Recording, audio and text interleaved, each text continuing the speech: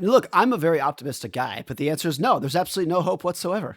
I would bet so heavily that 100 years from now, we're going to have bubbles that would look exactly like they did in 1999, exactly like they would have during the housing bubble. Like, pick your bubble. 100 years from now, 200 years from now, that's going to be the case.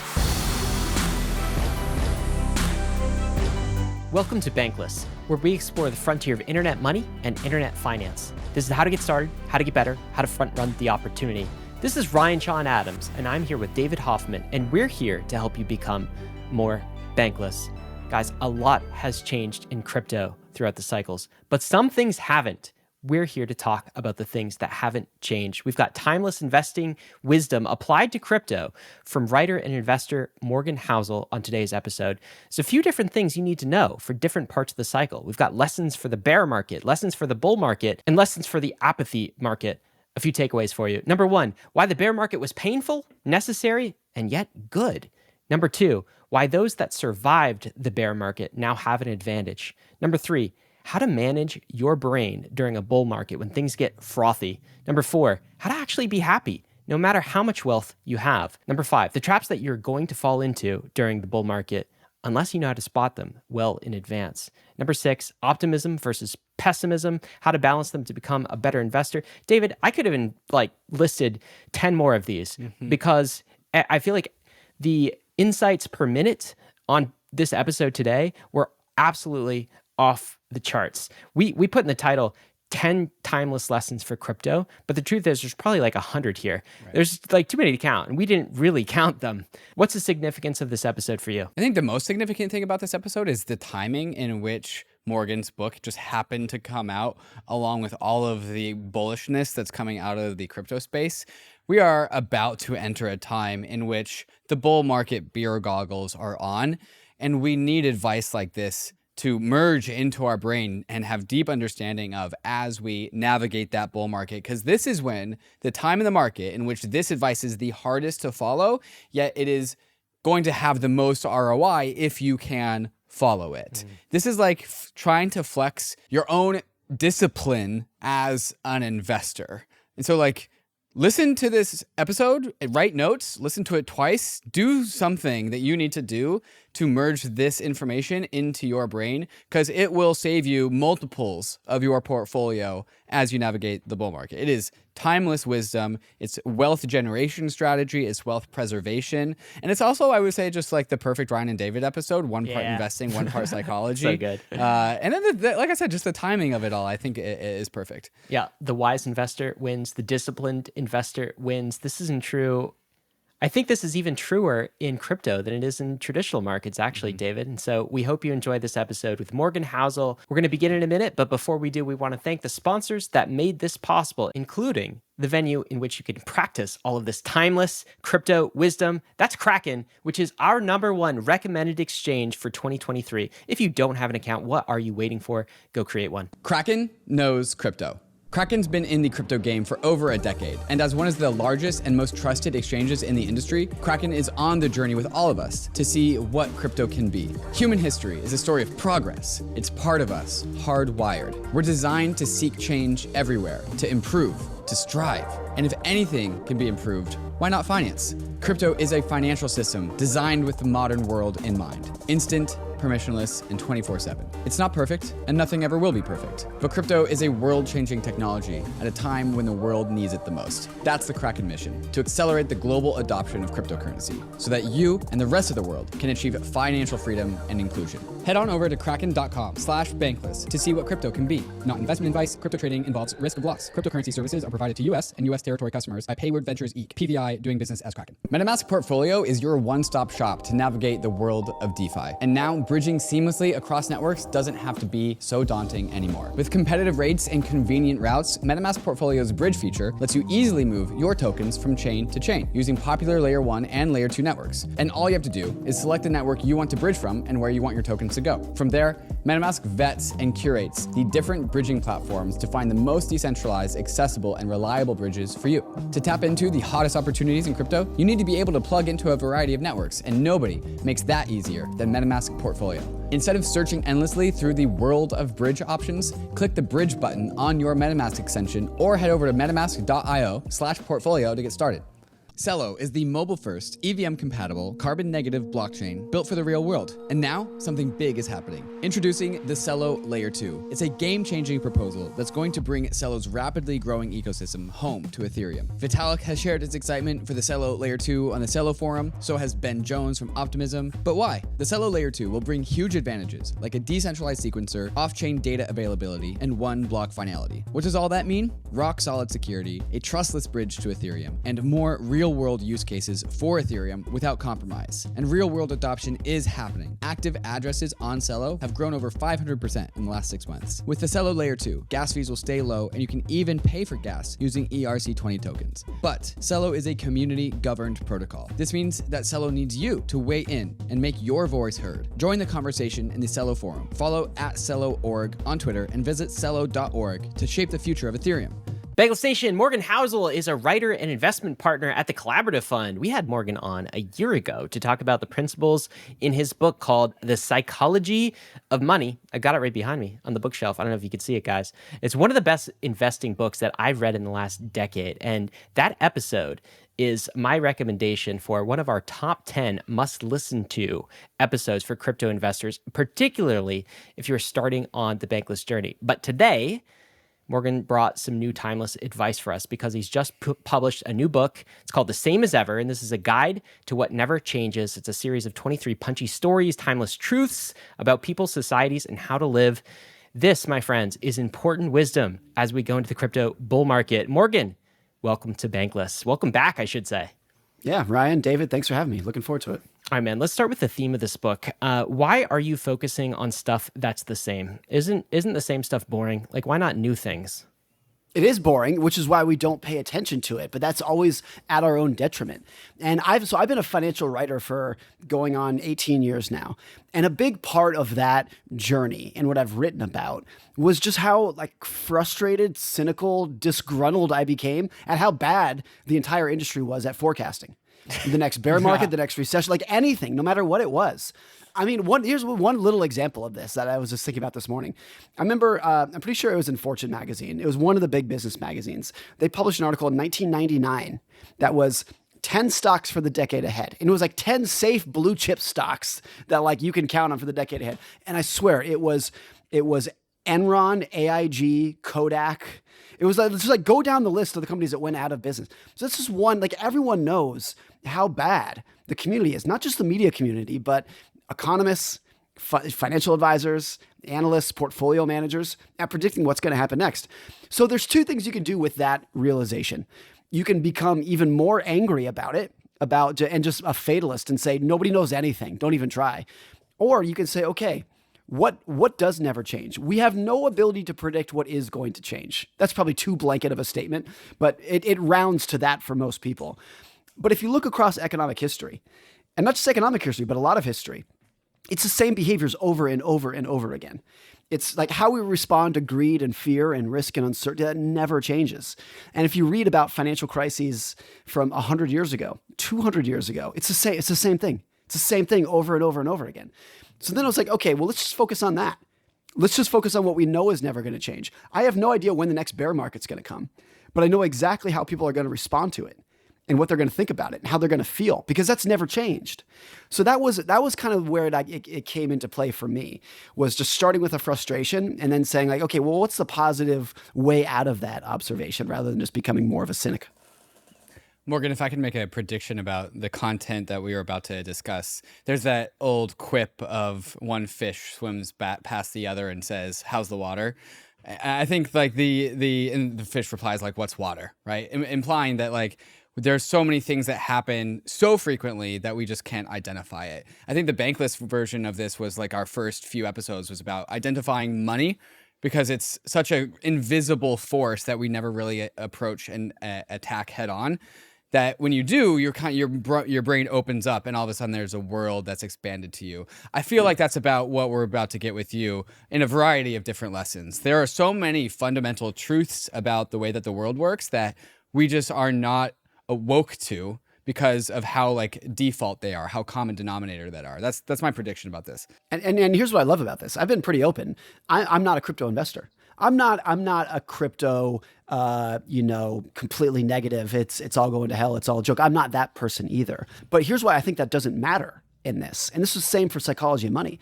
The overlap between the behaviors among a crypto investor versus an index fund investor versus a mutual bond, like a municipal bond investor. There's a lot of overlap there.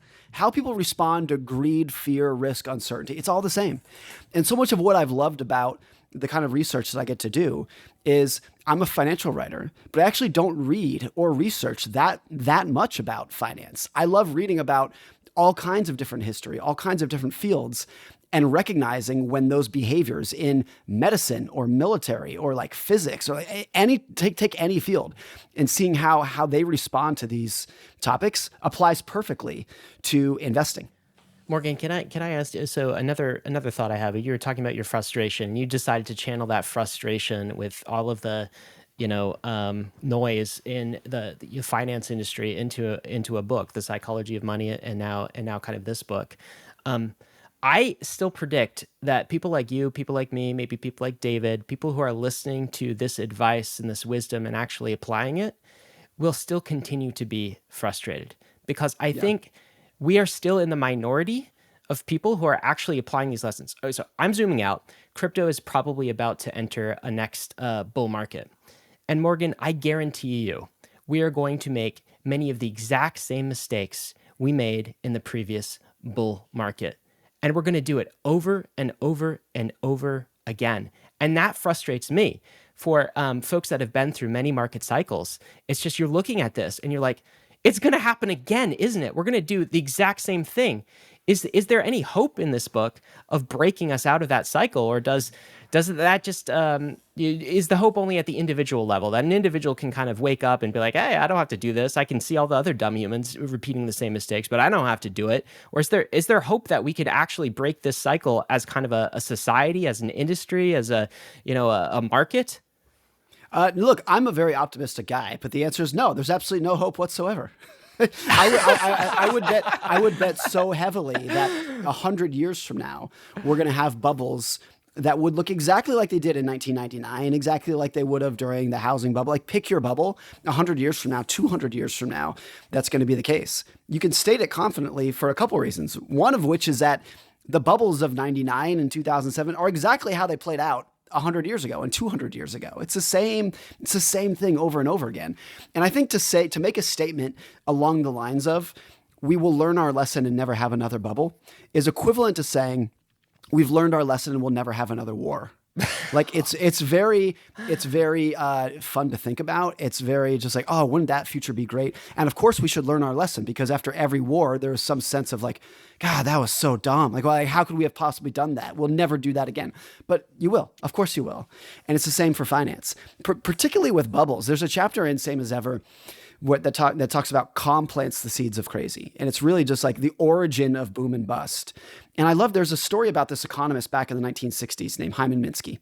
And during the 1960s, there was a lot of like scientific optimism across all scientific communities. Like, we had just landed on the moon and like eradicated polio. So there was this big surge of like, if smart people put their heads together, we can solve any problem in the entire world. And a lot of economists back in the 60s came together and said, it's time to eradicate recessions.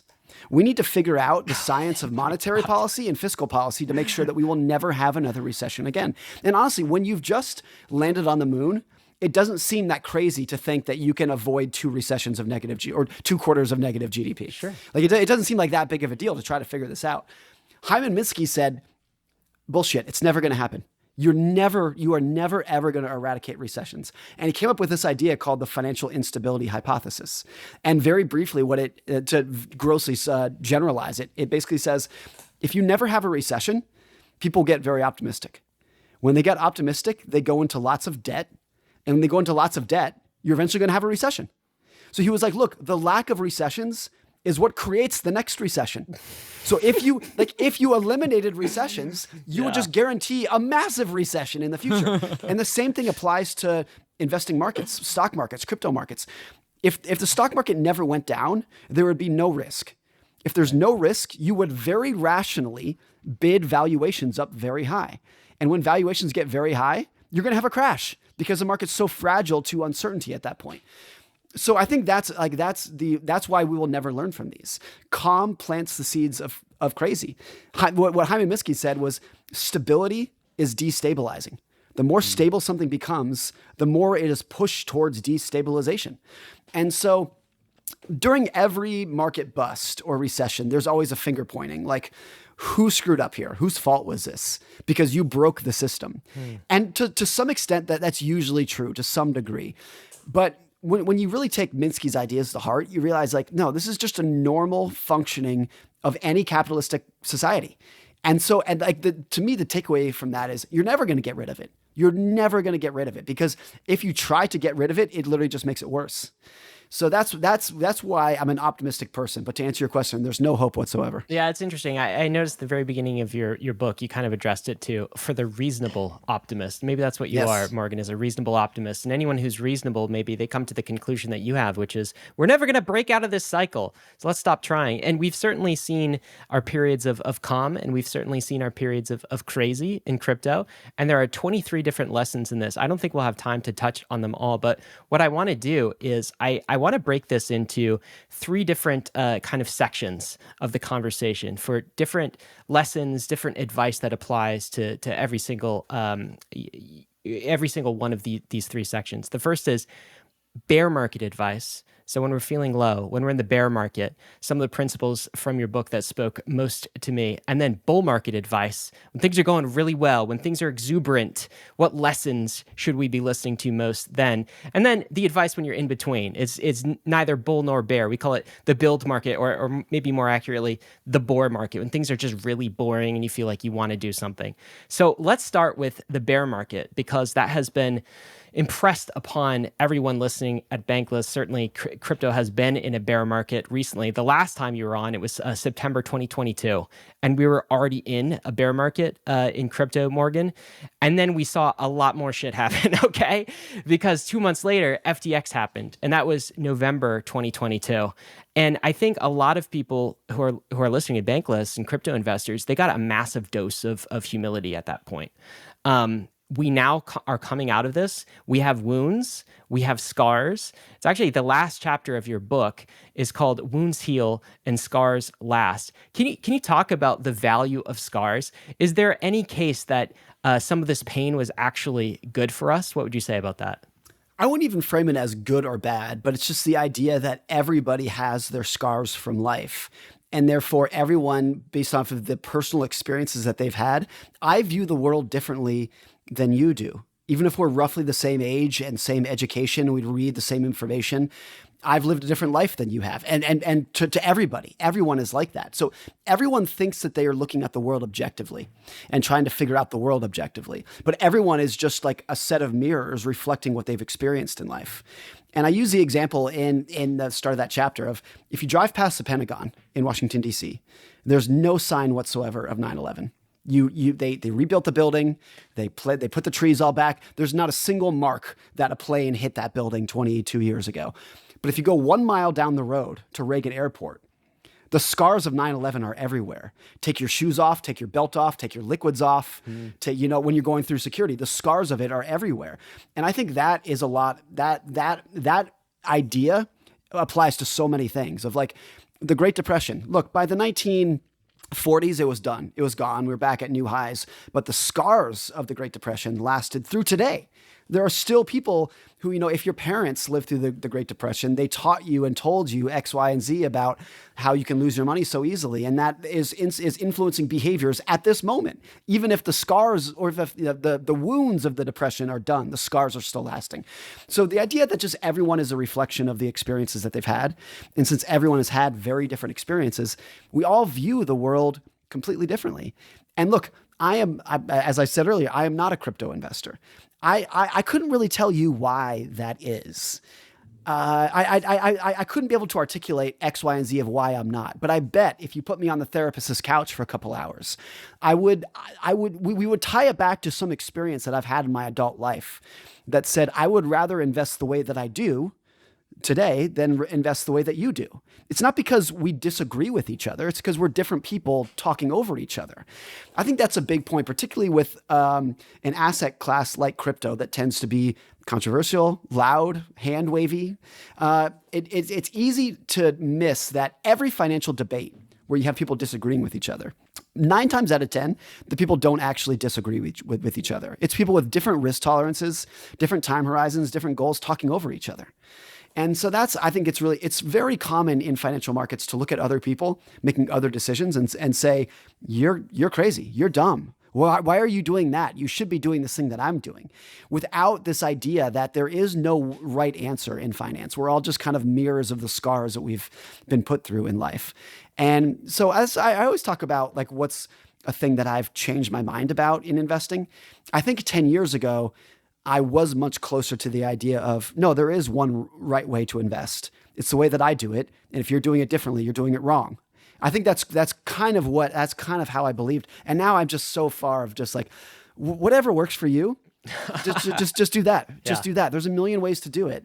There's this great quote from Keanu Reeves where he's like, I'm too old to argue with people. And even if they say 2 + 2 = 5, like, if it's working for you, like, just have fun, man. Like, if it's working for you, just go do it. I'm too old to argue with people. And I feel like because of my belief that everyone is kind of scarred in their own way, I think I am the equivalent of that with financial matters. I want to see if I can underhand you something, because I think you'll be able to take it and run. You and I, Morgan, have shared an interest in psychology, and I bring this up basically any given moment I can on the Bankless podcast.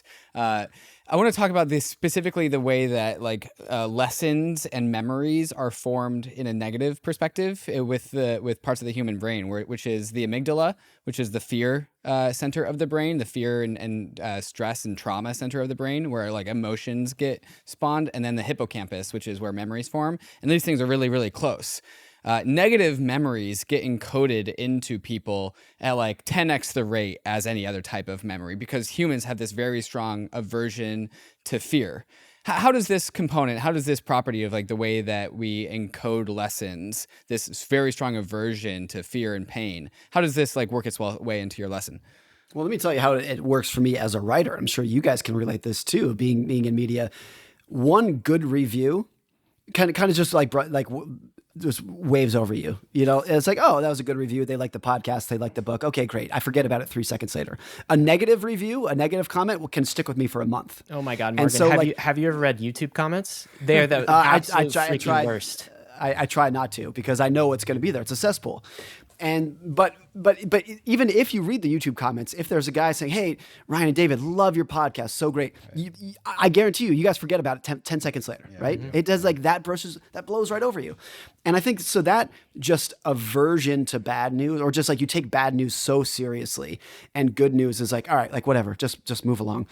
I think that idea, like socially with the comments, applies to investing as well. So the idea that, the very common, this is almost like cliche to say, that losses hurt more than gains feel good. So doubling your money, like, cool, feels great. Like, okay, cool, double my money, awesome. Losing 50%, like, you'll remember that for the rest of your life. And a lot of that is just because of like, you're investing to make money. So when you make money, you're like, yeah, that was the point. That was why I'm doing this. That was my expected outcome. But losing money, you're like, no, I invested to have more money and now I have less. What the hell happened here? So I think a lot of it is just at the knee-jerk, like, soul level. You're like, this was not what I intended to happen. And then I think the bad behavior comes into play when you say, oh, I'm trying to make money, but now I have less. I need to change what I did. I need a different strategy. I need to turn the dials and pull the levers to do something differently. And that intuition is the cause of the majority of bad investing behavior, where because you're experiencing run-of-the-mill volatility, you're experiencing a normal amount of volatility, but you think you need to go do something differently now. That's the core of bad investing behavior. And I think it all stems from the fact that you're going to experience the pain of loss so much more vividly than you do the joy of gain. There's one twist on this. If there's like a devil's advocate to this, I think it's really interesting. I've been reading a lot lately about nostalgia and just the science of nostalgia and whatnot. And a lot of it is because we remember the past not as it was, but as it should have been. Wow. So you look back, a lot of people look back at their childhood and be like, oh, it was so great. It was so much fun. Played with my friends. Great house. The Loving parents. 1990s were great. I'm just saying. See? Like, fantastic. There's this, as comedians usually do, they sum it up perfectly. Jon Stewart says, the only reason you think the world was better during your childhood is because you were a child. And I think there's a lot of that too, but we remember the past as how it should have been. So when you were a kid, when you're an adult today, you look back and you're like, as a kid, I had no responsibility, no mortgage, no bills. I just got to hang out with my friends and eat junk food, and I never gained weight, and everything was perfect. But I guarantee you, as a kid, you were actually, everybody was stressed about what was going on at school. And you had the stress of this and the anxiety of that. And it's like, but you remember it because it should have been good, even if it wasn't. I had this experience recently with my wife about 10 years ago. Before we had kids, we had this amazing apartment in Bellevue, Washington, and it overlooked the lake, and it was in downtown, great location. We didn't have kids, so we could sleep in and go out to brunch, and everything was perfect. And I told her, I said something along the lines of God, life was that was perfect. That was the perfect life. And then she reminded me, and she was right. And she said, Morgan, during that period when we lived there was a period that I was the most anxious, the most maybe mildly depressed that I've ever been. But I remember it as good because it should have been good, even if it actually wasn't. So that's the other twist on negative versus positive is I think a lot of times we look back at even the economy of the 1990s and think, oh, it was great. It was a perfect bull market. No, it wasn't. There was a real estate crash in the early 90s. There was an interest rate surge in 94. The global financial system damn near fell apart in 1998. In hindsight, we think it was great, but it wasn't. It wasn't. That's not what people were actually experiencing during that time. So the pain is always worse on the downside then, and that's what people feel during the bear market most acutely. You said that scars are just kind of a story. They are what they are. They're neither good nor bad. But yet you also wrote a chapter called "It's Supposed to Be Hard," and the subtitle of this chapter is called "Everything Worth Pursuing Comes with a Little Pain." Can you tell us about the value of hard things? Should we, in order to reap the gains of future bull investing markets, should we be satisfied with this pain? What is the value of hard things? Well, I think in investing, it's really clear that what do you get paid for? You get paid for dealing with and putting up with uncertainty and volatility and periods of decline, periods of no gains. That's what you're getting paid for in the long term. So yes, you can make a lot of money investing, no matter what asset you're investing in. But why? The world is not so kind that it's just going to give you dynastic money for doing nothing. You have to, like anything else in life, there's a price that you have to pay. So the pain is the cost of entry, basically. It's the cost of admission for getting this. But I think the knee-jerk reaction when you're experiencing pain is I or somebody else did something wrong in my investing process. Either I screwed up or the Fed screwed up. It's usually one of those two things is what people, usually how it's framed. And sometimes that might be the case, but run-of-the-mill volatility, which is what you experience 98% of the time, is the cost of admission for doing well. There's also this other thing, this really applies to crypto. There's this quote from Chamath that I love where he said, however fast any investment can double in price, that's the half-life for how quickly it can decline. So if you want to own an investment that can double in a year, you also own an investment that can easily lose 50% in a year. You want to own an investment that can go up 5x in a year, you also own an investment that can lose 80% of its value in a year. And so I think that's really true. And you see that a lot in crypto, of course. This is an asset that can and sometimes has gone up tenfold in a year. Don't be surprised when off of very little news, it can fall 80, 90% in a year as well. Or in the case of a lot of shitcoins, 100% in a year. That's what you're getting. That's what you're getting. And so don't be surprised because that's what you signed up for. That's the cost of admission that you're paying.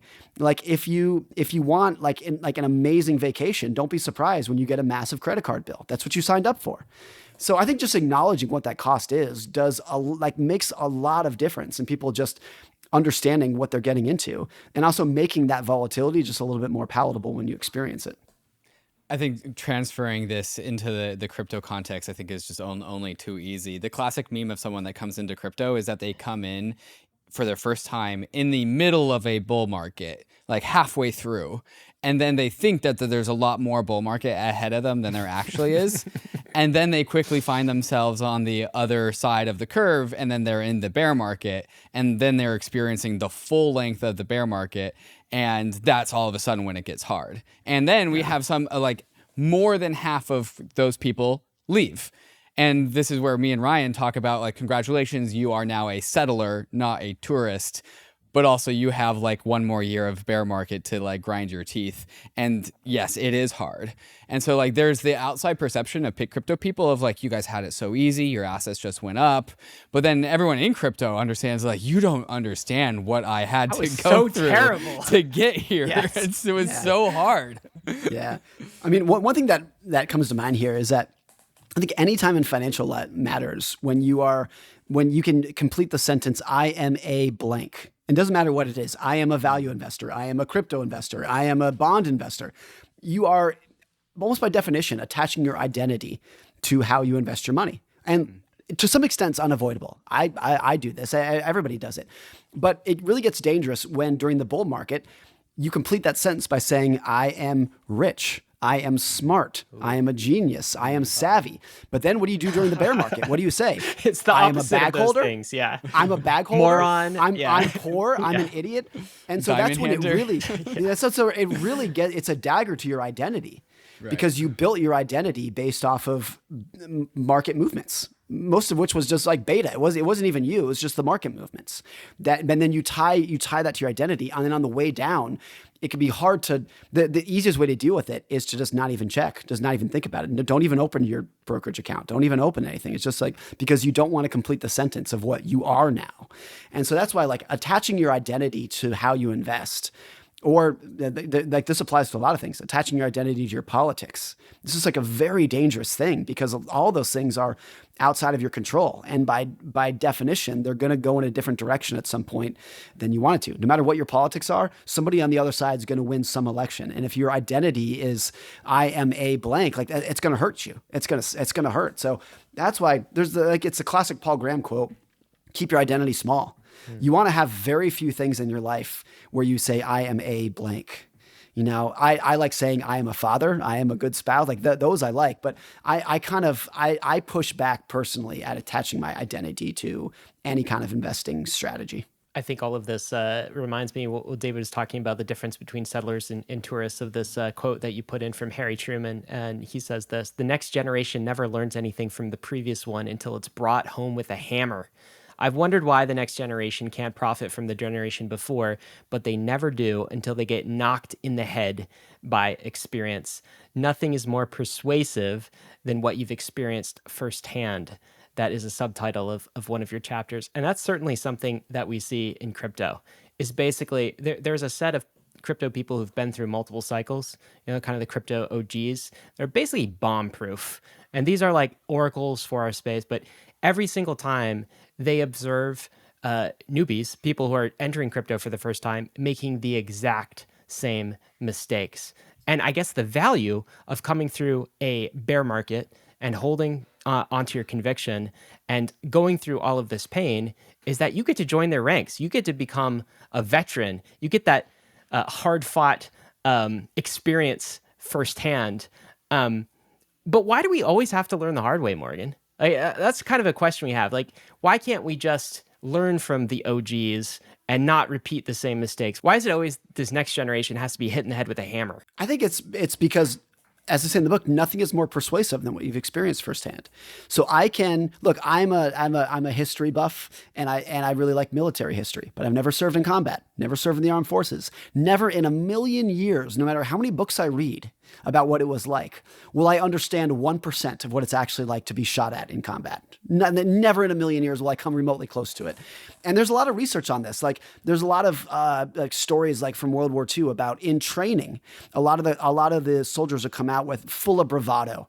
I'm going to go in there and I'm going to blast them down like that. And then they actually get to the front lines, they get shot at, and they're absolutely terrified. It's complete nothing. You don't understand anything until you've experienced firsthand. And so in financial matters, if you've never lived through a 50% decline, it's very easy to study when that's happened in the past. And by the way, because you're studying it with hindsight, you know how the story ends. You know that the story did end, that bear market did end, and you had a rebound. So when you're studying it, If you've never been through a bear market and you study one, they all look like opportunities. You always look at it and you're like, gosh, if I owned tech stocks in 2002, that was when you should have bought and made all your money. Everyone should have bought stocks in 1932. That was when, and of course in hindsight, but during 1932 and during 2002, people didn't know it. If you don't know how the story ends, you assume it's going to last indefinitely. And there's also some like downside of this as well. Mark Andreessen's talked a lot about the reason that, at least one of the reasons that you had a new tech boom beginning in the early 2010s is because that's when you had a new generation of people coming to Silicon Valley who did not remember the dot-com bust of 2000. And before that, it was very hard to have a new tech boom in 2004 because all those people were scarred from 2000. They were all still around. And it wasn't until you had young people who didn't understand it come in. And I think that's true for a lot of things in politics and war, where it's like, there's that saying, like, science progresses one funeral at a time. It's hard to, once you've been ingrained, if not indoctrinated, with one view of how the world works, it's hard to push that aside and keep going. So the other danger about this is that even if you've lived through multiple bear markets, the next one's not going to be the same. It'll be the same in the sense that you're going to lose a lot of your money, but what's going to cause it's going to be completely differently. What the government's response is going to be different. And so a lot of people had said, hey, we went 35 years without ever seeing a sustained rise in interest rates. But there's a lot of responses to that. You could push back on that and be like, well, so what? Like, even if you lived through the interest rate surge of the early 1980s, the one that we're dealing with today is not the same. It's different in all kinds of different ways. So even if you have experienced these declines, it doesn't necessarily make you better prepared for the next one, because the next one's going to play out totally different. I mean, compare what we went through in 2008 with what we went through in the early days of COVID. They were both massive market declines, but 2008 was screw those greedy bankers. And 2020 was, am I going to die in the next week? How do I get my kid to school? Just like the emotional reaction to it could not have been more different. Even if you had experienced losing half your money, even if that was the same, how you did it was totally different. The way I try and teach friends coming into the world of just like investing and finance that I have to share that's relevant to this is I try and tell them that markets have memory, because markets are just collective consciousness of their participants. And if their participants all have the same scars, for example, then in a particular market, in a particular sector of a particular asset, if those people that own that asset or are investing in that vertical have all of a shared memory, a shared trauma, if you will, about something, then that market will react in that particular way. One thing I've noticed in the crypto markets that are happening recently is there seems to be like a time is a flat circle element happening right now in the crypto markets, where a lot of the same assets that appreciated significantly at the very early stages of the last crypto bull market are the same crypto assets that are appreciating very early in this part of the phase as well. And so there's just I'm getting a lot of just like deja vu about my first bull market, because a lot of that is happening because it's the same market participants. And so like the idea of just like markets themselves as our collective human consciousnesses have memories stored in them, and they will react to their environment in very similar ways. Yeah, definitely. And a lot of it is like, as a generation, you go through experiencing the same thing. If we're all roughly the same age, like we experienced 2008 the same way, we experienced COVID in roughly the same way, just because we were at the same phase of life. And where versus our parents experienced, not only they experienced things that we didn't, like the inflation of the early 1980s, but when they experienced 2008, they were at a very different phase of their life. A lot of them were kind of in their late careers, early retirement years. Whereas if you were graduating college into the financial crisis, or if you were in college during the financial crisis, you experienced it totally different. So a lot of it is like every generation kind of goes through as a cohort with understanding risk in their own way. And I mean, a stark example of this is like, if you were a young adult during the Great Depression, that stayed with you forever, for the rest of your life. If you were a kid during the Great Depression, maybe you had some influence by what your parents told you. But even if you were alive during that time, it's going to scar you in a very different way than it did those who were young adults. There's a lot in psychology where what you experience as a young adult, let's call it age 15 to 30, is so influential, because you are young enough for your mind to still be kind of malleable. You can form new ideas about the world, but you're old enough to have responsibility, where it's like I really need to figure out how the world works because I've got bills to pay and I've got people that I need to socialize with. And so what happens during that 15-year period is very influential for the rest of your life. And it makes it so different generations don't really understand the financial views of another. We really saw this after 2008, when gold for a period of time became very, very popular. And who it was popular with were the baby boomers. It was not millennials. It was boomers who it was popular with. And I think at least one of the explanations is that boomers lived through the inflation of the early 80s, that the millennials didn't. Either they weren't alive or they were too young to know what was going on. And so during that period, boomers, by and large, like to generalize, were like gold, gold, gold. And millennials are like, what the hell are you talking about? Why would you want to own gold? So every generation has that. Like for sure, within the next 20 years, our kids, 20, 30 years from now, will be looking at the three of us being like, I don't understand why they believe X, Y, and Z about the economy. It's definitely going to happen. Yeah. And they'll be saying the same thing about their old millennial parents. And that happens every generation. Yeah, it's so true. I mean, the young adults that kind of grew up during the Depression, 1920s, 1930s, those are the original bankless adults. Let me tell you, those people did not trust banks. All right, this is like the grandpa in later years who kept all of his money in tin cans underneath his basement floorboards, right? So, it leaves an impression in terms of your asset allocation and your preferences. So, Morgan, we've talked about the bear market season, and we've drawn some lessons out of it, but it looks like crypto might be entering a bull market season. Of course, there's no way to know for sure, but early signs of this, like Bitcoin, Ether, prices going up. And when that happens, because we've been through bull market cycles before, things get absolutely crazy. People lose their minds during bull runs. And I think your book has some advice for us during bull runs. I want to actually start here, though. And this is maybe an odd place to start, but I think it's the right place to start. A lot of people blamed the bear market on greed in crypto. And I actually don't think it was greed, at least not precisely greed. I actually think the worst behaviors in our industry were caused more by envy than greed. Mm-hmm. And this is what one of your chapters talks a little bit about. But it's basically this observation that I think everyone has seen in crypto, where our assets are up like 10x, 20x, 50x, 100x. Like the price of Ether went from double digits to 4,500 in 18 months, 24 months, and people still weren't happy. They still weren't happy about that. And the reason is because they were looking over at someone else's portfolio, or they were looking at some other asset that was pumping even harder. And of course, social media amplifies all of this, but there's a sense that it's never enough unless I have more than the other guy. This quote is, "Envy is the thief of joy." And I want to ask, as we're getting prepared for maybe this next bull market season, how could we actually be happy with what happens? Because if we do get a bull market, our wealth is going to increase. But if our happiness doesn't increase, what's the point? Can you tell us, what is the key to actually being happy? What is the key to being content? What have you learned about this? Well, this is very similar to what we talked about earlier. At the broad level, at the macro level, we will never be able to get over this. The idea that your expectations are going to rise in lockstep with your circumstances. At the societal level, we'll never get over it. You can easily imagine, and it's almost guaranteed, not guaranteed, but you can easily imagine a situation in which our grandchildren are earning twice as much money as we are, adjusted for inflation. Their medical technology is unfathomable compared to what we have today.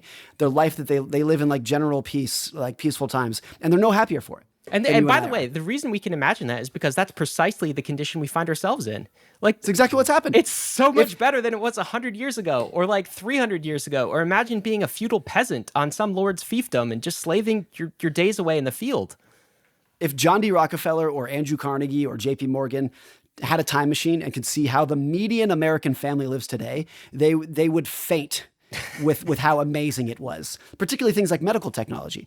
John D. Rockefeller was worth almost $500 billion adjusted for inflation. He never had penicillin. He never had Advil. He never had chemotherapy. He never had all of these things that, by and large, ordinary people can benefit from today. He didn't have. But ordinary people don't necessarily think that they're living, or they definitely don't think they're living better than Rockefeller, because those what would have seemed like luxuries to him just become necessities for us. Your expectations rise in lockstep. So Advil doesn't feel like magic anymore. It just feels like something that everyone's entitled to. And I think at the broader level, if envy is the negative connotation to that idea, I think what really happens is that people look at other people and say, well, if they can have that, not only can I have it too, but I deserve to have what they have. And this is really what gets into bear markets. It's like, if I see you making a lot of money, it's not just that I want that money too, but I deserve it. Because people have a natural, I think, push towards equality in terms of, if like you're not any better, you're not smarter than me, you're not working harder than me. So if you have more than me, well, I deserve it too. And then it's very easy to take the jump and be like, well, if I deserve it, I should go out and acquire it through any means necessary. Through leverage, through taking wild risks, because I deserve what you have, so I shouldn't need to work that hard for it, because you didn't work hard for it, so I deserve it too. That feeling is what makes bull markets run out of control. And I think that's always been the case. But now in the social media world, where you're not only sharing with how you're doing, but you're exaggerating, if not lying about how you're doing in terms of the life that you're living and how happy you are, and how beautiful the vacation pictures you're going on. Or the NFTs that you flex, Morgan. That's what our industry was doing last cycle. That too. Or it's like, this has been the case forever. Like during a bull market, everyone talks about the winners. Nobody talks about the losers. It's always the case of how it works, just like gambling. And so because of that, it's easier than ever to look around and be like, other people are happier than me. Other people have more money than me. Other people are prettier than me. And I deserve what they have. And that's the trigger for bad behavior. And so I think that happens in every bull market, but it's just more potent now and it's faster now. The dot-com bubble was an 8-year endeavor. Really started in earnest in 93 and really came undone in 2001. It was actually like by crypto standards, that's a long run. That's like that's half of our life. Yeah. Yes, because now you can have a full cycle in 12 months. And even the housing market was the housing bubble was a 6-year endeavor, 2001 to 2007. And so I think largely because of social media, things just play out much faster now. And so you have much more rapid gains and much more rapid busts than we have in the past. And crypto especially operates so dominantly on Twitter, where people will flex as much as possible their victories in the bull market, and they'll never really disclose their losing trades. They'll mostly just only talk about their winning trades. And so crypto that's people, what I do, think, David. of course, that's what I only ever have winning trades. That's right. Everyone knows this. No. And so I think especially in crypto, which kind of has an unhealthy relationship with wealth flexing in a bull market on Twitter, where we all live 24/7 during a bull market, we are especially susceptible to this. And we use this meme on Bankless that when the bull market started, we've done a few of these, we put on our bull market goggles. Like there are our beer goggles, there are drunk goggles. As the bull market goes on, like you are deeper and deeper into the party, and you are getting less and less sober as time goes on. And so I think the way that I would try and give advice for crypto people entering the cycle is, don't look at your neighbor in envy. Do your best to be grounded and look at your past self and look at your net worth or your investing successes based on past expectations of yourself, which is your anchor, rather than your neighbor on crypto Twitter who just flex their really good trade or their really valuable NFT. The thing though, David, what you just said is 100% true, and I agree with every word of it. It's ridiculously hard to pull off in practice. Because just from an evolutionary perspective, if you're competing for resources, competing for spouses, competing for food, competing for land, it doesn't matter how much I have. All that matters is I have more than you. That's the only thing that matters. So when you look at other people getting rich, the New York Times article, everyone's getting hilariously rich and you're not. That very intentionally, very skillfully is just like a dagger of inferiority to the people who read it. And even as someone I'm not going to say I'm immune to bubbles, but I think I'm close to it in terms of I have very little FOMO, not zero, but I feel I probably have a below average amount of FOMO. But even there's periods during those booms where I look at it and I'm like, I don't know. Am I missing something here? Like, am I the idiot here? It's very easy to second guess everything that you believe about markets when people around you who you are, even if it's just implicitly competing with, are doing much better than you. It's a hard thing to sit back and watch. So Morgan, I just want to tie this off because it's so important. I look around me in crypto and I see a lot of wealthy people, and so few of those people are actually happy, even in crypto, right? So like, why is that? What is the key to happiness? Is it this idea of lowering our expectations? Like, it's how can hopefully if we're investing well and doing these things well, we will be more wealthy than we were previously. That doesn't equal happiness. How do we get off this envy this envy treadmill here, the trap that we fall into all of the time? So there's a book written about 10 years ago by a guy named Dan Harris. The book is called 10% Happier. And the book is about meditation and how meditation can change your life. And he called it 10% Happier because he got tired with all the bullshit about meditation will make you turn you into the Buddha, completely and utterly transform your life. And he was like, no. Meditation's great, but if you do it right, you might become 10% happier. Let's be real about what this is like, how much the needle is going to move here. And I think you could write a very good book about money called 10% Happier. Because can money buy happiness? Yeah, of course. Can it make you happier? Of course it can. Can it remove anxiety and uncertainty? Yes. But maybe that's 10% of what's actually going to make you happy. Because the calculation for happiness includes are you in a loving relationship? Do you have good friends? Are you healthy? Do you have a clear conscience? Do you sleep 8 hours at night? Do you all these other things that have nothing to do with money? And so there's a great quote from Rick Rubin, the music producer, where he says, you cannot become truly depressed until you achieve your dreams, because then you realize that you feel no different than you did before. And then you're filled with hopelessness. So it's easy when you don't have a lot of money to say, if only I had more money, all my problems would go away. But then if you get more money, you're like, no, I feel the same. I'm just as anxious and depressed as I was before. And then you're hopeless because you're like, I used to have a sense of hope that money would make it better. But now that I have the money, I feel the same. And I realize it's not doing anything for me. So I think money can make you 10% happier. Having a lot of money can make you 10% happier. A lot of the very wealthy people who are unhappy, a lot of that is cause and effect, because what made them wealthy is an absolute fanatical relationship with entrepreneurism or investing or whatnot that has come at the cost of a lot of other things. It's come at the cost of their social life, their sleep, their health, all kinds of other things that's going to come, directly at the expense of.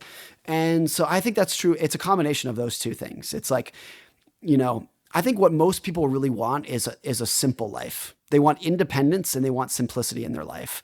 But what they're actually seeking is high status. They're not seeking happiness. They're seeking status is what they're actually chasing, whether they know it or not. And status is a game that can't be won because there's always somebody who is richer and prettier and happier than you are. So if your goal is to just be happier and richer than the people around you, you're never going to win that game. And two, it's the people who are the most fanatical about doing it are living just an inherently unbalanced life that's going to come at the expense of. So I think that's a lot. And maybe to the question of what can we do about it? I mean, I think some people are more naturally inclined towards not needing to impress strangers, and others, whatever the deep-rooted sense of insecurity is there. Every day they wake up, and even if they're not saying these words explicitly, the feeling is how can I show off to gain the attention of strangers in the world? And so I think that's a big part of it. And other people are have more of that than others. But to me, the biggest financial liability is needing to impress other people. And if you can tamp down on that, that's the biggest move that you can make towards using money to actually make yourself happier. ARBITRUM is accelerating the Web3 landscape with a suite of secure Ethereum scaling solutions. Hundreds of projects have already deployed on ARBITRUM 1, with flourishing DeFi and NFT ecosystems. ARBITRUM Nova is quickly becoming a Web3 gaming hub, and social dApps like Reddit are also calling ARBITRUM home. And now, ARBITRUM Orbit allows you to use ARBITRUM's secure scaling technology to build your own Layer 3, giving you access to interoperable, customizable permissions with dedicated throughput. Whether you are a developer, enterprise, or user, ARBITRUM Orbit lets you take your project to new heights. All of these technologies leverage the security and decentralization of Ethereum and provide a builder experience that's intuitive, familiar, and fully EVM compatible. Faster transaction speeds and significantly lower gas fees. So visit arbitrum.io, where you can join the community, dive into the developer docs, bridge your assets, and start building your first app with Arbitrum. Experience Web3 development the way it was always meant to be: secure, fast, cheap, and friction-free. Are you launching a token? Is it already live? How are you managing the legal and tax for providing token awards for your team? TOKU simplifies everything about managing token grant compensation, and you can get started with them for free. You'll have access to top-notch legal and tax support to handle the distribution and management of tokens for your team. TOKU caters to every step in the process, from user-friendly legal templates for granting tokens to tracking vesting periods and calculating withholding taxes. TOKU understands every grant structure, token purchase agreements, restricted token awards, restricted token units, token options, and all the other ones. TOKU is already simplifying this today for leading companies like Protocol Labs, DYDX Foundation, MENA Foundation, and many more. You can learn more about how TOKU can help you streamline your token management and get started for free. Visit TOKU at toku.com/bankless or click the link in the description below. You know UNISWAP, it's the world's largest decentralized exchange with over $1.4 trillion in trading volume. You know this because we talk about it endlessly on Bankless. It's Uniswap, but Uniswap is becoming so much more. Uniswap Labs just released the Uniswap mobile wallet for iOS, the newest, easiest way to trade tokens on the go. With the Uniswap wallet, you can easily create or import a new wallet, buy crypto on any available exchange with your debit card with extremely low fiat on-ramp fees, and you can seamlessly swap on Mainnet, Polygon, Arbitrum, and Optimism. On the Uniswap mobile wallet, you can store and display your beautiful NFTs, and you can also explore Web3 with the in-app search features, market leaderboards, and price charts, or use Wallet Connect to connect to any Web3 application. So you can now go directly to DeFi with the Uniswap mobile wallet. Safe, simple custody from the most trusted team in DeFi. Download the Uniswap wallet today on iOS. There's a link in the show notes. I don't know if this rings true for you guys, but I feel like I am at my healthiest with respect to a relationship with money when I'm using it as a tool to enhance my freedom. Do you know? And like the status trap that you're just talking about, Morgan, that is not freedom. That's just another exhausting game that has no end. It's like ultimate levels. Like you can't level up high enough. You're just on this other type of treadmill. And so I'm not always there, but when I'm at my healthiest with respect to relationship to wealth and money, it's just a tool. It's just a tool so that I can live my life. Now, this doesn't answer the question of if you have that freedom, what do you do with it? Right? You have to find your happiness within those bounds. And after that, it's probably not going to come from more money. Does that ring true for you? Everyone's definitely different here. And the way that I would say is like for those people, it's not only is that those high expectations like not making you happy, I would frame it as social debt. Like it's a form of debt you're buried in. So a lot of people might be their assets, they're billionaires, but they have more than that in this intangible social debt that's holding them down about needing to impress other people, needing to put on a certain, flashiness about who they are. And then like attaching their identity and their value to that is really tough. I think at a broad level, there's two things you can do with money about how it can help you in life or what you can use it for.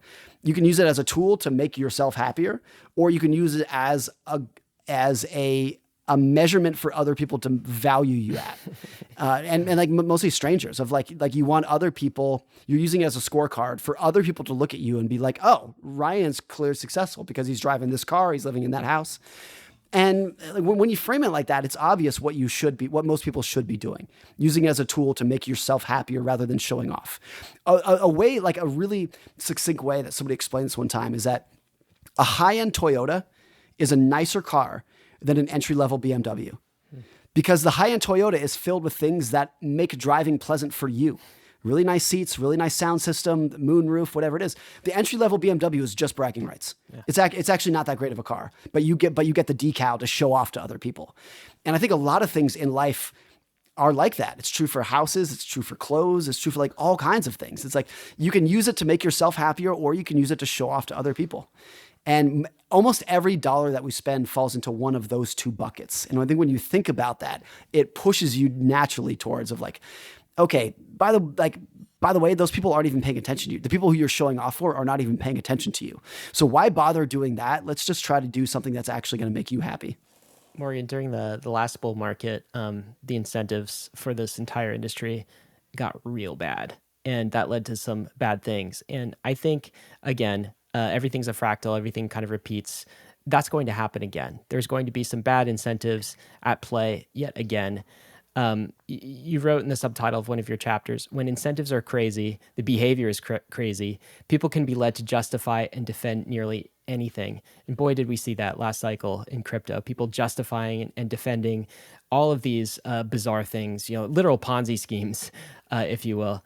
I'm curious from your perspective, Morgan, what can you tell us about the power of incentives? What wisdom do you have for us on this topic? So for me, kind of starting my investing career in the aftermath of 2008, a lot of that period, particularly like the Occupy Wall Street period around 2010, a lot of it was a lot of Americans saying, screw those greedy Wall Street assholes. The people at Goldman Sachs, the people at Lehman Brothers, like you guys ruin the economy. And I'm not saying that narrative is wrong. To some extent, there was like at the edges, of course, there was very bad behavior.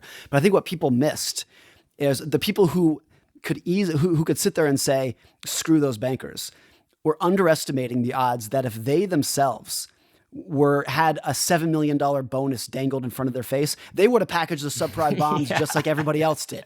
Just like everybody else did. So, and if they say they don't know, they're probably lying. They're full of shit. People don't know the boundaries of their morality until they've been put in that kind of incentive situation. I mean, to put this in like a completely different context, Chris Rock has a skit where he says, men are as faithful as their options. And of course, that's not like most Chris Rock, like most comedy. It's like it's designed to be like provocative, to be provocative. But I think for a lot of things in finance, like morality is bounded by your options, and when your options change, your morality is going to change too. David, what do you and I often say is like crypto is just like an acid test for your character, both the bear cycle and the bull cycle. That remains true.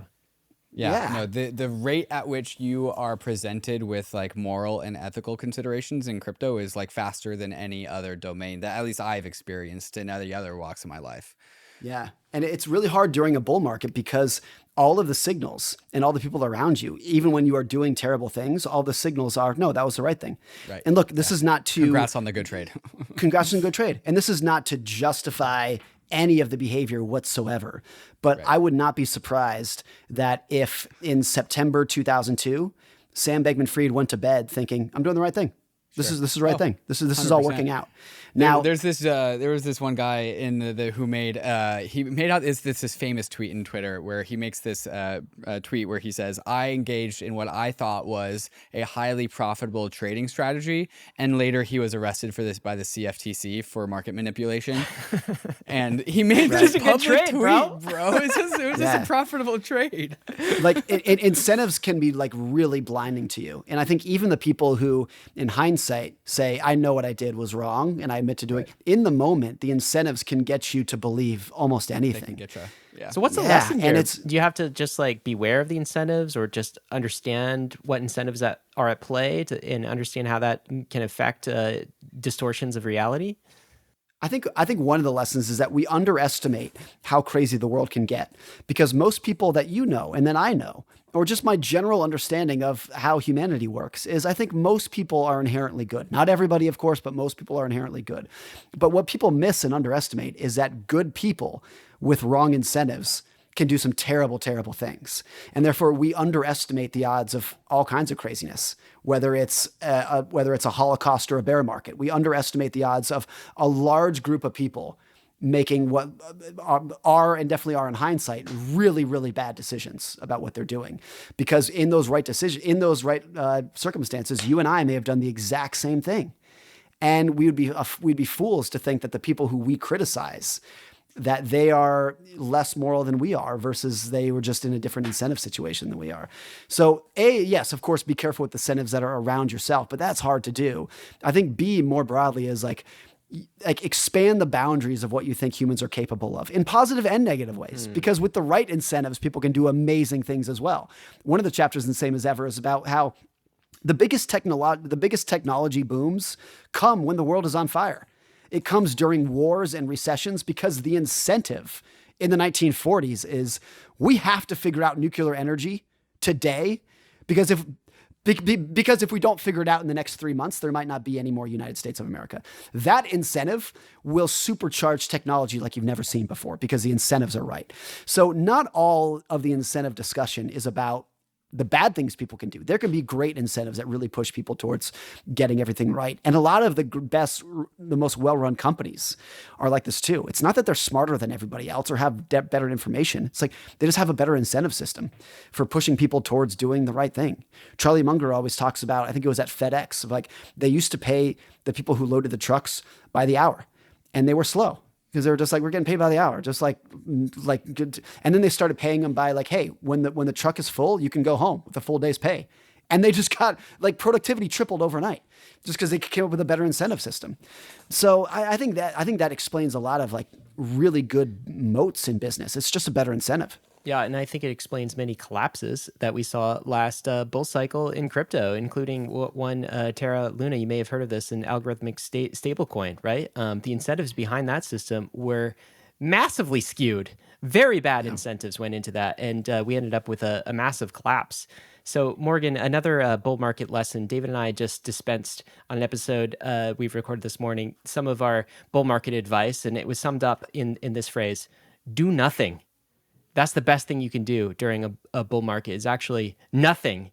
You've got this chapter called Trying Too Hard, and you have this quote, there are no points awarded for difficulty. You don't get any extra points for doing something the harder way, for complexity. Can you tell us what you meant in this chapter? What is the problem of trying too hard, and how is that a hazard for us when we approach investing, particularly in a bull market? Yeah, particularly in investing. I mean, in most fields in life, there is a correlation between effort and outcome.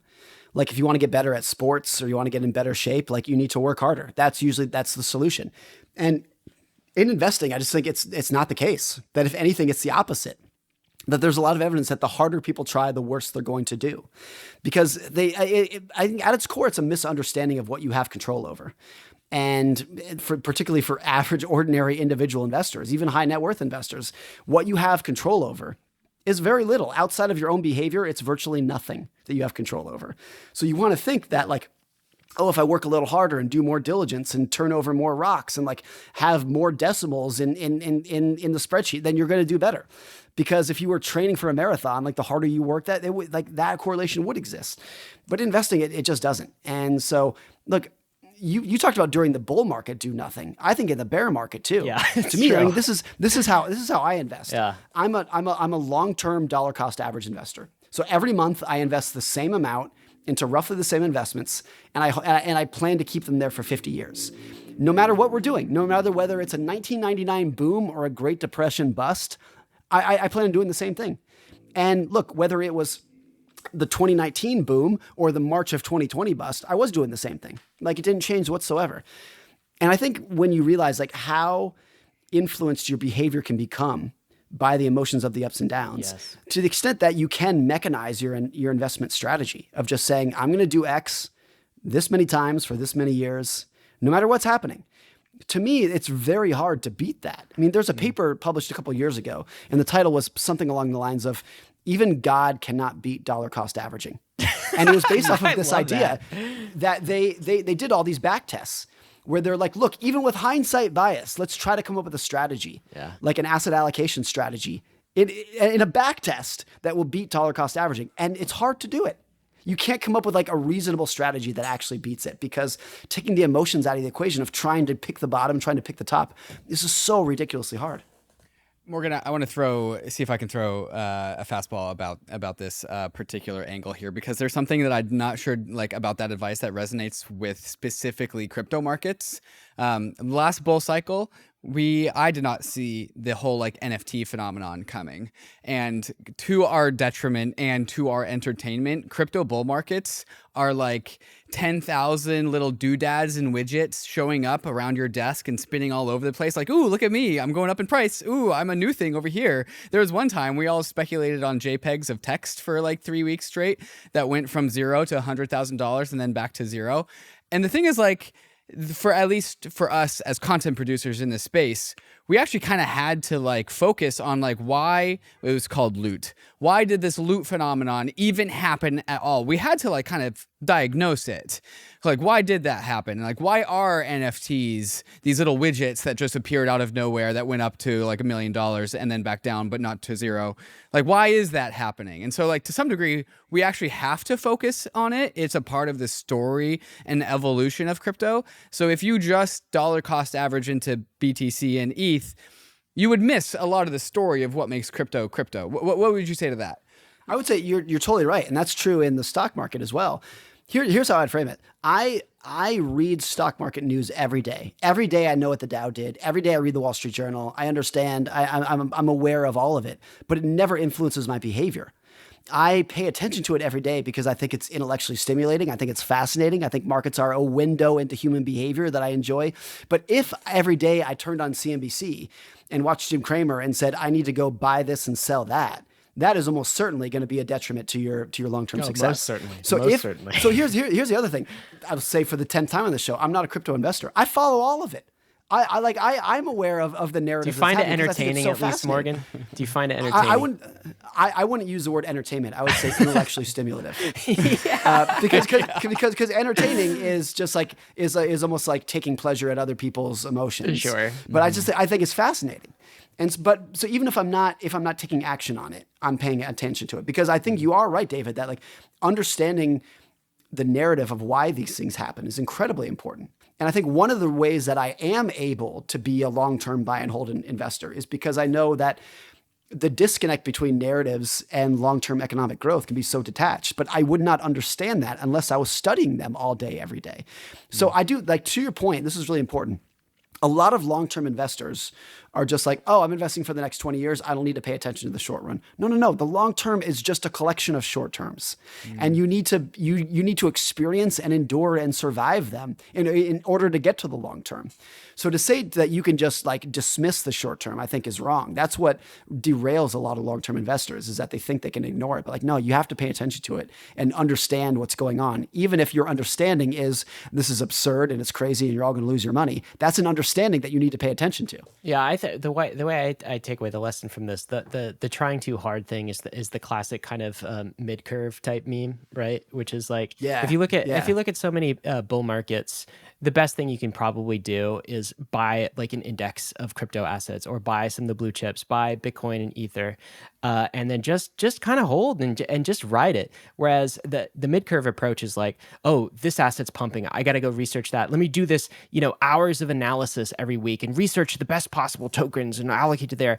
I bet the vast majority of those types of crypto investors did not perform a simple buy and hold strategy of a crypto, top 25 indice, or just a straight Bitcoin and Ether investment. That's what you mean by like trying too hard. Yeah, I'm curious too, because it's obviously very popular in stocks. But do you guys know, are there crypto investors that dollar cost average into Bitcoin and ETH and just do that every single month? That's our program. That's what we do. I'm pretty sure you're looking at it. I mean, I'm more of a lump buyer, but Ryan's a big DCA guy. DCA for life. Just because it's psychologically, it's so much easier. And what percentage of those investors like you have where would you sit on the spectrum of traders? You've outperformed 90%, 95% by doing that versus, I will say, the research. I don't think any good studies have come out about this. Although there are you could look at Bitcoin and Ether performance over time. I will say everybody who has been through crypto in multiple cycles that I know who has gotten extremely wealthy, that's their approach. Is just simple buy and hold. I know very few traders. In fact, the traders that many in crypto put on a pedestal last cycle, some of them are in jail right now. Some of them have blown up their hedge funds, right? Yeah. And so, like, case in point, you can make money as a trader, but like 95% of people can't, and 99.9% of people listening to this podcast are going to fail at that relative to a simple dollar cost average into blue chip assets strategy. And I think it's probably harder psychologically to do it in crypto because the FOMO during the bull market is more extreme than it would be in the stock market. So in the stock market, a dollar cost average investor is going to earn, let's just say 8% per year. and the meme stock investor is earning 20%. Like it's more, but it's not absurdly more. Whereas I think in crypto, the DCA investors, during the bull market's making 30% per year, but the shitcoin guy is earning 17,000% per year. Exactly what happens. And there's so the FOMO between watching that is it makes it harder to maintain that. I think that one of the big problems I would say in crypto is that you mix what we were talking about earlier with envy with the shitcoin investor who can randomly get like a 10,000x mixed with what I would kind of say and about the entire industry. Me and definitely Ryan are just like, we're bad at hitting the sell button. And if you're a DCAer, you don't really need to as much. That's actually kind of the point of DCAing. Sure. Yeah. But like for me, I'm a DCAer on one side, but I will totally ape into that meme coin just because it's funny. And I'm hoping for the 1000x. And then I'll get the 1000x and then I won't sell it. And then it won't really matter. Watch it. I would say like we're as an industry kind of bad at hitting the sell button. And if you're doing that, if you're aping into the shitcoin with a small percentage of your money, then like it's great. Sure. Like back to what we started this podcast, the Venn diagram of stock market investors and crypto investors of how they behave is very overlapped because so many stock investors will be like, hey, 90% of my money is going to be dollar cost average into Vanguard. 10%. I'm going to have fun with. I'm going to trade and I'm going to buy. I'm going to pick the tech stocks that I think are going to boom over the next 5 years. And I think that's a perfectly healthy way to invest. To be like, look, this is the core of what's going to drive my retirement, but this is the intellectual itch that I need to be itched in order to stay engaged with the game. And it's fun and I learn about investing. So I think like that's a perfect parallel with what has always existed in the stock market with what now exists in crypto. So Morgan, I'm a bit of a perfectionist. I'm wondering if you can kind of like walk me off that ledge because you have a chapter that talks about the huge advantage to being imperfect. And maybe I'll tie this to the bull market that we've just been talking about too, which is I see many investors and I don't do this anymore, but I remember a time when I was newer and used to do this where I would obsessively try to perfectly time the top and the bottom. So like I just want to buy at the very bottom. This is before my dollar cost average day. And I just like look at the chart, like, is it the bottom yet? Well, it could go lower. And I'm trying to like perfectly time that. But you talk in your book about the value of imperfection. Tell us about that. What is the value of imperfection? Well, for most things in life, it's just acknowledging how powerful room for error is in a world that's uncertain. If you're always trying to be perfectly efficient, what perfectly efficient means is no room for error, which during the periods of surprise is going to wipe you out every single time. I mean, we saw this with a lot of like car manufacturing, where for the last 30 years or so, the push has become, let's be as efficient as we can, just-in-time manufacturing, like as low inventory as we can hold. And then you have a period in 2021 where the demand for cars explodes and supply chains break, and they're all screwed. During this period where the demand for new cars has never been higher, they couldn't supply them because they had no room for error in their supply chain. And you can imagine a world in which they had 10% room for error. And for most of the last 30 years, their earnings were marginally lower. But in 2021, they could have cleaned up. They could have just gotten all of it. So it's like having that room for slack, it feels like a dead weight lost. It feels like an opportunity cost in 9 out of 10 years. And then 1 out of 10 years, you make all of it up and then some. I think that's really important. To the point about picking the bottom. I mean, it's always been the case in the stock market that more money has been lost trying to avoid bear markets than just enduring them. And a tremendous amount of money is lost in investing by people saying, I need to sell before stocks fall, or I need to buy in before, like just that trying to pick the perfect point is why they lose money. And the people who are imperfect, like the dollar cost average investors, who I'm saying by definition, I'm going to buy at the top. By definition, because I'm going to buy every single month. There's going to be a month when I buy stocks, and that's not efficient at all. But by doing that, you're actually going to end up with the best outcome because you're not engaging in the crazy behavior of trying to pretend that you know when it's going to peak, when it's going to bottom. So I think there are a lot of things where it's like you look at it from the outside and you say, you should be able to do better than that. I can spot all this inefficiency. But it's actually the realization is like, that's actually the best that you can do, is being a little bit imperfect in a world where there's uncertainty. In an uncertain world, having anything that is perfectly efficient is like, by definition, you're saying that the future is uncertain, but I know what the future is going to hold. It's like an incredible amount of ego that's wrapped up with the idea that you don't need room for error in your portfolio. So acknowledging and appreciating the value of room for error and imperfection is a big part of this. I feel like I need to apply that personally a little bit too. Like get that perfectionist personality out of my life a little bit. Like that can be hazardous as well. Although it's a two-edged sword, because it can also be good for certain things as well. But Morgan, we've talked. It can be test. I'll say one other area where this comes up a lot Yeah. is how people schedule their day. Yes. And like everyone knows, like the Instagram influencer who's like, I wake up at 3:45 and at 3:47 I'm doing squats. Yeah. But if you actually study like very successful people, by and large, their day is filled with unstructured free time. And that looks inefficient. But what they do is like that unstructured free time gives them time to think, gives them time to be creative, gives them time to ponder, which is like, that's how they actually solve problems. And the guy on Instagram who is scheduled every second from the time he wakes up to the time he's good, he has no time to be creative, no time to think. So that's where like a schedule that looks inefficient is actually the best that you can do over time. Right. When I'm at my best is when my calendar is empty and I'm banging out like 3 articles a week for the newsletter. Yeah. Sadly, I haven't been able to do that in a while, but I'm still putting around, or maybe like once every 2 weeks, which is pretty good. This is something that Buffett talks a lot about. His schedule never is empty almost every single day. He goes out of his way, like no scheduled meetings, no scheduled phone calls, because he's lived his entire life just waking up and letting his mind run free. What's the problem I'm trying to solve today? Let's just try to be creative and like really think this through. And you can't do that if you're scheduled every second. So Morgan, we talked about the bull market and advice you'd have for that. We talked about the bear market and advice you'd have for that. There is this in-between place that we actually spend probably the majority of our time in crypto, which is like this kind of boring place. And I think that has probably been maybe the entirety of 2023. It was just been a little more boring. Like the worst happened in 2022, and 2023 has been a little bit boring. And I want to ask you about that part of the cycle, because I think you have some advice there. In particular, one of your chapters is juxtaposing optimism and pessimism. It's called Elation and Despair. And I find during these like kind of boring periods of time, I find myself wrestling with these things. Sometimes I'm like, oh, wow, humanity, things are going great. Like everything's amazing.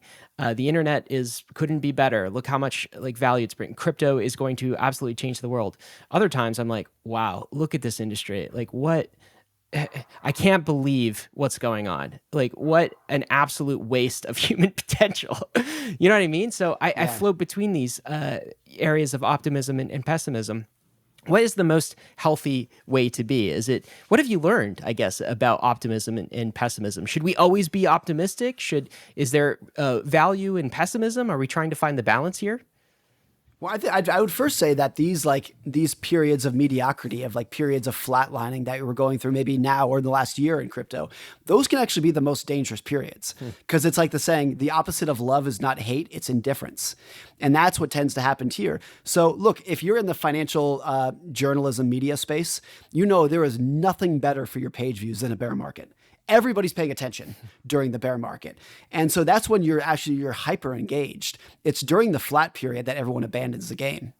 And so I don't have this data, but I would bet that more crypto investors left in 2023 than left in late 2022. In 2022, they were glued to it all day. In 2023, they're like, that's boring. It's the apathy market. That's another term for it. It's the app. That's what does it. Same with relationships. When you hate someone, you're thinking about them all day. You only abandon them when you don't care about it anymore. Right. And so I think that's really true. With optimism and pessimism, the thing that's hard to wrap your head around is that you need both of them to coexist at the same time to do well over time. And if you are just a pure optimist or a pure pessimist, both of those will run you off the cliff at periods of time. You need to be optimistic I would say you need to be pessimistic that what lies in front of us in the next 12 months, in the next 5 years, is going to be tough. It's going to be a constant chain of surprises and setbacks and disappointments and bear markets and terrorist attacks and wars and pandemics. But if you can endure those and make it through those, then the rewards for those who actually stick around can be great. So that's like, like I've always said, save your money like a pessimist and invest your money like an optimist. And you need to do that at the same time. You need to invest with the idea that the short term is going to be a mess, but if you can survive it, the long term is going to be great. What does that mean practically, Morgan? Does that mean like making sure that you have enough, like you have padding, you have a certain amount of months saved up so that you can pay your bills and that kind of thing, and then everything else you're kind of investing like a wild optimist? I love the barbell asset allocation. I think Nassim Taleb talked about the extreme version of this, which is definitely not a recommendation for most people to do this. But he said, and I might be paraphrasing him here, this might not be exactly what he said, but he was like, a perfect investing strategy is 95% treasuries and 5% way out of the money put and call options. It's like the Black Swan portfolio, but it's like very barbelled. And that portfolio is very pessimistic on the short term and very optimistic about the long term. It's kind of what that gets you. Again, not a recommendation, but I think my portfolio is like the wuss version of that. It's like I have a lot of cash. I have a lot of liquidity. I have absolutely zero debt because I'm a pessimist about the short term. But I also have a very large chunk of my assets in stocks that I hope to own for 50 years because I'm wildly optimistic about the long term. And I think getting those two things to coexist is actually very hard for people. They're either the doomer gloomer, put everything in gold, everything is going to go to hell, or they're the wild YOLO investor of just like leverage up to the eyeballs and like, let's go for it. That tends to be more common. But I think in any endeavor, in business and investing, in anything, in sports, getting optimism and pessimism to coexist is really what you need to do well over time. I think as first cyclers who are going to come into crypto for their first full cycle, so they came in like in the middle of the last bull market and didn't get to see a full cycle, they will tend to, if I'm like, this is how I did it, lean like wholly optimistic in terms of exposure to crypto because like, okay, I got a taste for what the cycle is last time. Now I'm going to enter fresh at the very beginning of this bull cycle. So I'm just going to fully expose myself to crypto and going to ride the whole entire thing up. And that's what I did, worked for me, and like doesn't work in the future, guaranteed. But then crypto people, I think, tend to find their barbell strategy, not necessarily with fiat or treasuries or dollars or cash, but with real estate, with a different kind of hard asset, one that doesn't like rug out from under you if the developers decide they're done with the project. And so like I think the crypto, because we love hard assets in crypto, the crypto barbell is like, you know, maintain your crypto exposure because we're crypto people. That's what we love to do. And buy yourself a house once your optimism has paid off, because that's your conservativeness. That is your pessimism. If crypto goes to shit, you have somewhere to live. You have a bed. That's how I would like articulate our version of like the barbell thesis. How do you take that? I think that's great. I think it's great. But it's also very rare that you would have someone who is very bullish on crypto and say, I want to own my house outright because I'm scared of the short term. It's hard to get those things to coexist. But any successful entrepreneur, I think you see this. One of the things that's so interesting about Microsoft as a company is that no company has been more optimistic about technology for the last 50 years almost that they've been around. I mean, it started in the 1970s. And very few companies have been run as conservatively as Microsoft in terms of just an absolute mountain of cash held on the balance sheet at all times. And Bill Gates has talked about this. He did that intentionally. He said from the day he started Microsoft, he always wanted to have enough cash in the bank so that he could make payroll for 1 year with zero revenue. and he said even when he left Microsoft as CEO in 2000, it was still like that. And it's still managed like that today. A lot of the tech companies are. And when Gates was asked about this back in the 90s, he was like, look, if you understand the history of technology, tomorrow is not guaranteed. Even if you're on top of the mountain today, you can be out of business tomorrow. It just changes so fast. And he was like, look what happened to IBM. They went from the most powerful tech company in the world to a shell of its former self. That could happen to Apple. That could happen to Amazon, of course. And so like, understanding how fragile the world can be pushes you towards this level of conservatism on one end. But if you're operating in a world that you're wildly optimistic about, you can still be crazy optimistic about getting there. You just want to make damn sure that you have enough liquidity in order to stay in the game long enough to actually reach that mountaintop. Morgan, I think one of the hardest things about the bull market, or maybe let's call it the apathy market, which we've been in, maybe we still are, maybe we haven't hit full bull market yet, but in this apathy market, it's just everything feels like it takes so long. and we like stair step our way upwards. So it's a little bit forward and then back to like, a few steps back. And it's this stair step type of thing. And there's that old finance expressions, assets take the stairs up, but the elevator down. And that certainly seems to be our experience in crypto. You've got this chapter called Overnight Tragedies and Long-Term Miracles. And I think the theme of it is good things happen slow, bad things happen fast. Can you answer why? Like, why is that the tendency in markets, in life in general? Why do good things take so long, and why do bad things? Why are they just catastrophic? Like, why is it immediate? It's true for almost anything. I mean, it takes 3 to 5 years to build a skyscraper and 10 seconds to tear it down. So it's true for a lot of things fall into this idea. I think it's because good things come from compounding. Compounding is by its nature like a slow process that it's really driven by the amount of time it's being done for. The longer, the better. Whereas damages are caused by single points of failure breaking that tend to be catastrophic immediately. And so it's easy to become pessimistic about the economy because the good news happens slowly, but the bad news happens instantly. So like the two biggest negative news stories of the last 100 years were, in my view, Pearl Harbor and 9/11. Those are the news stories where it's like, oh, this is bad. This is terrible. Like the world's fundamentally different in a bad way now because of this. Both of those events from start to finish were less than 1 hour. It just happened instantly. But think about the good news that's happened in the last 100 years. The decline in mortality for certain diseases, the increase in life expectancy, all of those are very, very slow. So I use the example in the book about the improvement in heart disease survivor rates over the last 80 years has saved literally tens of millions of lives. It's been this incredible boon to society that, back in the 1950s, there were no blood pressure medications. And if you got a heart attack, you were dead. Even if you went to the ER, there's no bringing you back. Whereas we've made so many improvements in that field that saved tens of millions of lives. And most people don't know about it because what actually happened is that the heart disease mortality rate improved by 2% per year for 80 years. Now, if you understand compounding, growing at 2% for 80 years is incredible. It gives you an amazing result. But in any given year, you're never going to see a news headline that says breaking news, heart disease mortality increases by 10 basis points last month. So boring. Nobody cares. Nobody cares. So over the lifetime, it fundamentally changes everyone's life.